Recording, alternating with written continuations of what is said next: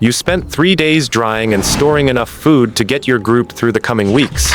Now you have to leave. Hunting doesn't wait, and neither does anyone watching from a distance, waiting for the moment your shelter sits empty. You have nothing to stop them. No door that locks. No way to know, when you come back, whether everything is exactly how you left it. Think about that for a second. Everything you worked days to build could disappear in the 10 minutes you're gone. And you'd have no way to prevent it. No way to even know who did it. Would you just accept that risk? Most people assume ancient humans simply lived with this problem forever. That real security, something that actually stops a person rather than just slowing them down, didn't exist until relatively recent history. That assumption isn't quite right, and the actual answer is older and cleverer than almost anyone expects. Before we get to what actually solved this, think about what you'd try first, with nothing but what's around you. A heavy rock in front of an entrance, a tangle of thorny branches, maybe a trusted person left behind specifically to watch. None of those are real solutions. A rock can be moved. A person watching can be overpowered, tricked, or simply absent when it matters most. What you actually need is something that works, even when nobody's there to enforce it. Something a determined person can't simply push past through strength alone. Does something like that even exist without metal, without machinery, without anything close to what we'd recognize as technology today? Keep that question in mind, because the real answer to it is sitting in the ruins of an ancient civilization, and it's more mechanically clever than most people ever give ancient humans credit for. Before we get there, it helps to understand exactly what you're up against, because theft in a small ancient community wasn't really about strangers most of the time. Picture the actual risk here. It's rarely some outside raider sneaking in from nowhere. It's someone within reach, someone who already knows exactly where your food is stored, exactly when you'll be gone, exactly how long that window lasts. That kind of insider knowledge makes almost any simple barrier close to useless, because the person testing it already understands its weaknesses better than you do. This means the real security problem ancient humans faced wasn't about strength. A strong barrier stops someone weak. It does nothing against someone patient, who already knows your habits and has time to work around whatever you've built. Now think about a different scene entirely. A group living in a fertile river valley has grown large enough that food storage isn't just a personal concern anymore. Entire structures are dedicated to holding grain, dried meat, and tools for the whole community, valuable enough that losing access to them could mean real hardship for dozens of people at once. That kind of concentrated value changes everything about how seriously security gets treated. A single person's food going missing is a personal loss. An entire community's stored grain disappearing is a genuine crisis, and crises tend to produce real innovation, driven by necessity rather than convenience. If this part surprised you, that the real driver behind one of humanity's earliest security devices wasn't a single clever inventor sitting around thinking, but genuine communal desperation to protect something too important to lose. Sit with that for a second, because it reframes the whole story as something closer to survival pressure than casual cleverness. Now here's the part that actually answers the question. In ancient Egypt, roughly 4,000 years ago, people were using a device historians widely consider the earliest true lock mechanism ever created, a wooden device using a surprisingly sophisticated principle still found in a more advanced form. Inside modern locks today, the mechanism worked like this. A wooden bolt slid through a fixed piece attached to a door, holding it shut. Above that bolt sat a separate wooden piece containing several loose wooden pins, each one able to drop down into matching holes drilled into the bolt itself, once the bolt was pushed into the locked position. Once those pins dropped into place, gravity alone kept the bolt from sliding back. No amount of pushing or pulling on the door itself would move it, because the dropped pins physically blocked the bolt from traveling. Read that again, because the elegance here is easy to miss on a first pass. The pins weren't held in place by some separate mechanism. Gravity did the holding. The lock, once engaged, needed no ongoing effort or attention from anyone at all. Opening it required a wooden key with several matching wooden pegs, cut to precisely the right length and spaced to match the pin positions inside the lock. Sliding this key into a channel beneath the bolt and lifting it pushed each individual pin up just far enough to clear the bolt, and only then could the bolt be pulled free, sliding the door open. Now think about what that actually means. Without any concept of metallurgy, without any formal understanding of mechanical engineering as a field, someone had worked out a system where the exact physical shape of one object was the only thing on Earth capable of releasing another. That's not primitive trial and error. That's a genuine, deliberate solution to a specific, well-understood problem. A man returns from days away hunting, walking straight toward the storage structure his group depends on. He doesn't check for disturbed dirt or broken branches. He pulls a carved wooden key from where he's kept it safe, slides it into place, and lifts. The bolt releases exactly the way it always does, and he already knows, before he even opens the door, that nothing inside has been touched. That confidence, knowing rather than hoping, is the real shift this invention represented. Every earlier method of protecting something depended on luck, on nobody testing it while you were gone. This depended on nothing but the physical shape of a key that only you possessed. There's a detail about pin length that rarely gets mentioned, and it shows this wasn't a crude, one-size-fits-all design. The specific pattern of pin lengths inside any individual lock was essentially unique to that lock. A key cut for one door's pin arrangement wouldn't reliably work on a different door built with a different pattern. This meant, even in a community using several of these locks, each one functioned independently, protected by its own specific combination that only its intended key could satisfy. This single detail elevates the device from a clever trick into something closer to a genuine, individualized security system, conceptually similar to how modern keys are cut to match one specific lock's internal pin pattern, rather than any lock in general. Not every structure needed this level of protection, and that distinction likely shaped how selectively these locks were used. A simple personal shelter, with little of real value, probably relied on far less sophisticated methods, since building one of these wooden lock mechanisms took real time, skill, and material. Communal storage, holding resources an entire group depended on, was a far more obvious candidate for this level of investment. This means the presence of a lock on a particular structure likely signaled something important on its own, marking a space the community had collectively decided was worth this level of deliberate effort to protect. Now think about this for a moment. If your entire community's food security depended on a mechanism this precise, how much responsibility do you think fell on whoever was actually trusted to hold the only working key? Trust itself became a genuinely different kind of currency once locks like this existed. Before, protecting shared resources required constant, distributed vigilance, everyone keeping half an eye on everything, all the time. A working lock concentrated that responsibility into a single object, and often a single person's judgment about who else deserved a copy of that key. A father hands a carved wooden key to his son for the first time, explaining, in a few careful words, exactly what it means to be trusted with it. This isn't simply a tool changing hands. It's a formal transfer of responsibility, the kind that likely carried real social weight within a small, tightly connected community, where everyone understood exactly what that key actually protected. Archaeological evidence for these wooden locks comes primarily from arid regions, and that detail matters more than it first appears. Wood preserves poorly in most environments, rotting away within decades in humid conditions.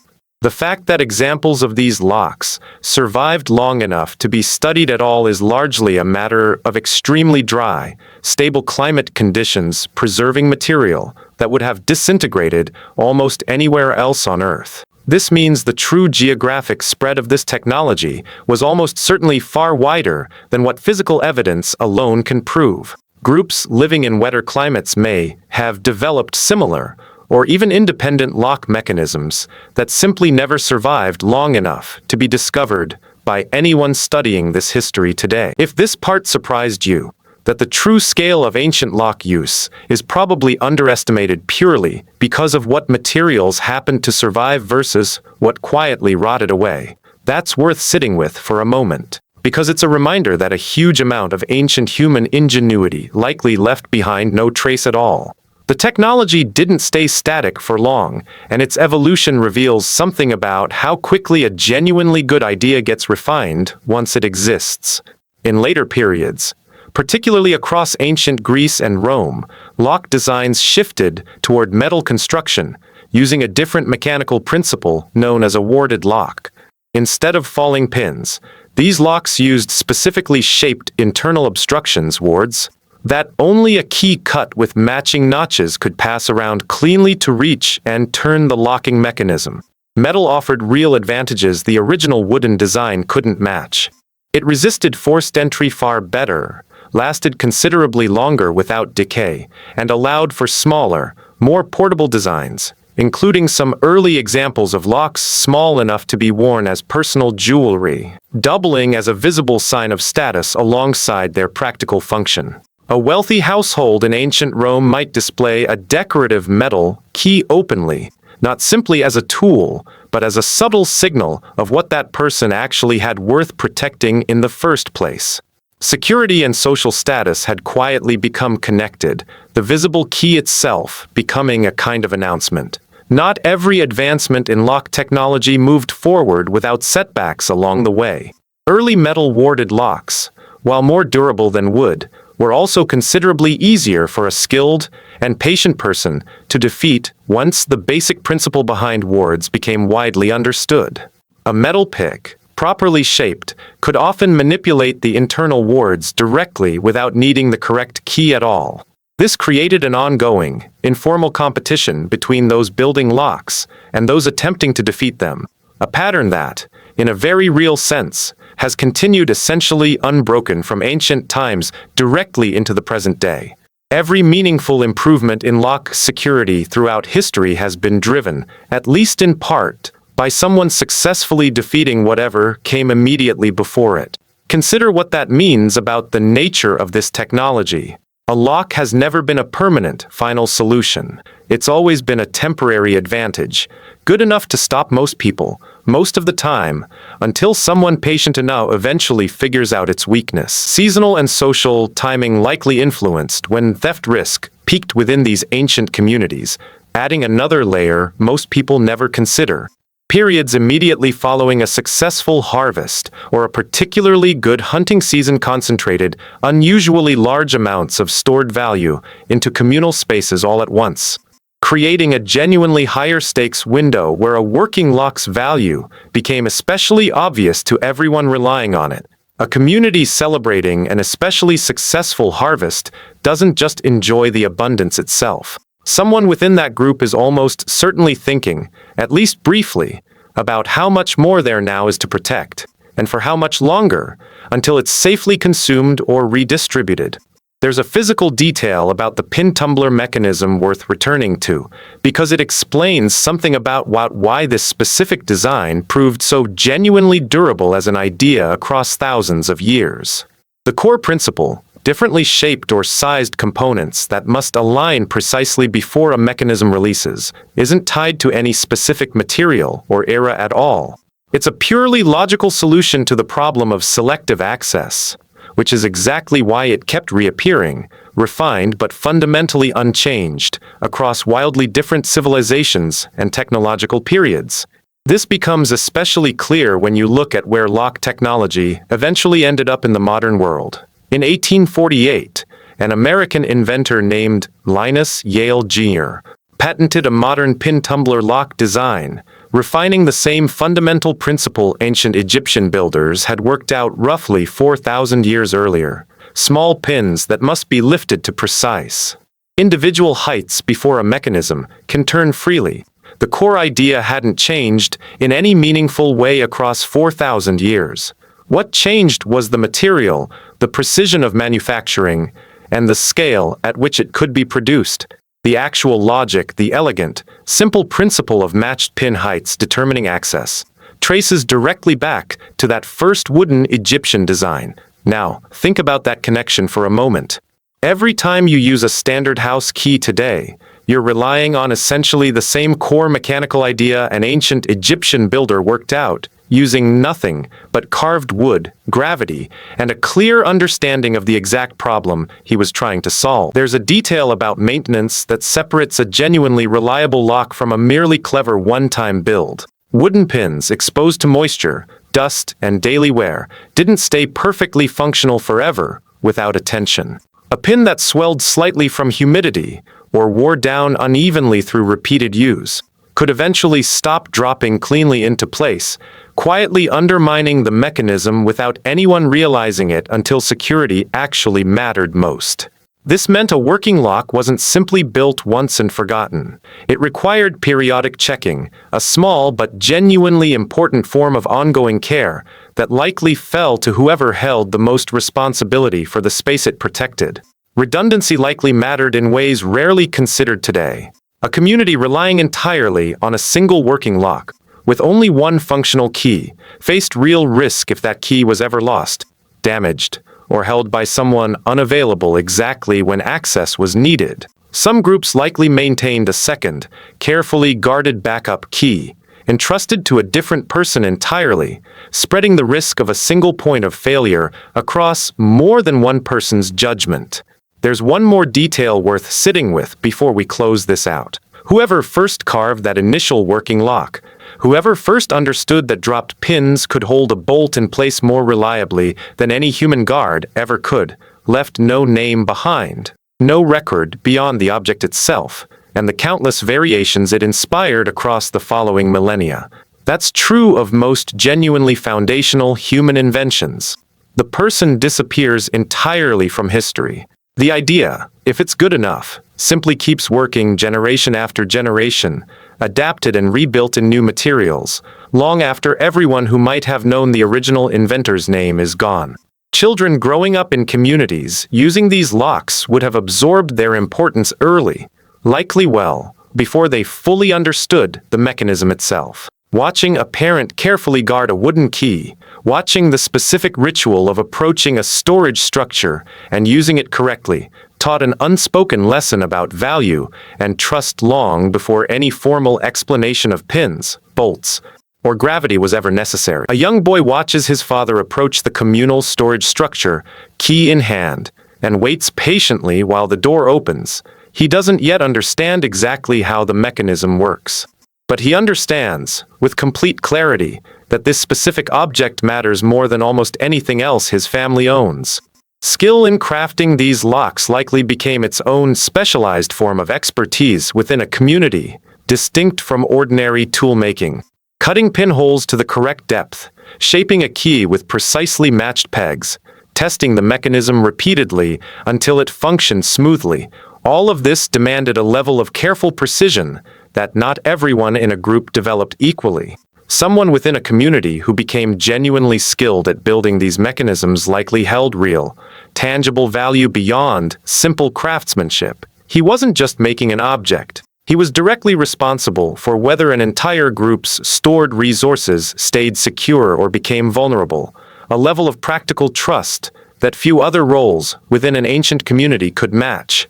Failure in this kind of work carried real consequences too, and that pressure shouldn't be underestimated. A poorly fitted pin, a key cut slightly wrong, a bolt that didn't sit quite right.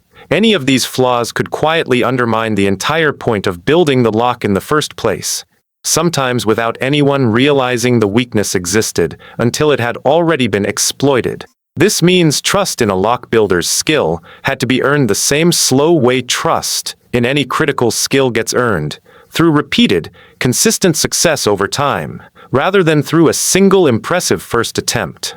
Weather and material availability likely shaped how widely this specific technology actually spread beyond its original region, adding one more layer of real-world constraint. Suitable wood, dry enough to carve precisely and stable enough to hold its shape reliably over time, wasn't equally available everywhere. Communities without reliable access to the right materials likely developed entirely different security solutions suited to whatever resources their specific environment actually offered them. This is worth remembering whenever a single ancient invention gets treated as though it spread instantly and universally the moment it existed.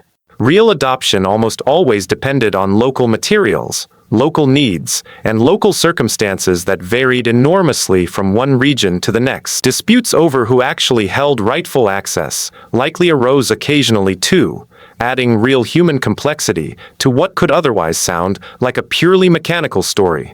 A key changing hands after someone's death, or a disagreement over who within a family deserved to hold it next, meant these objects carried social and emotional weight well beyond their physical function. A lock protected resources. A key, in many ways, quietly represented trust, responsibility, and standing within a community all at once. So the next time you turn a key in a lock without thinking twice about it, remember that the fundamental idea behind that simple motion, a precisely shaped object matching an equally precise internal mechanism, is roughly 4,000 years old. It began not as an abstract technological achievement, but as a direct, urgent response to a very human problem. How do you protect something you've worked hard for, when you can't be there to guard it yourself? The wood is gone. The names are gone. But the exact logic behind that ancient solution is sitting quietly in your pocket right now, working exactly the way it always has.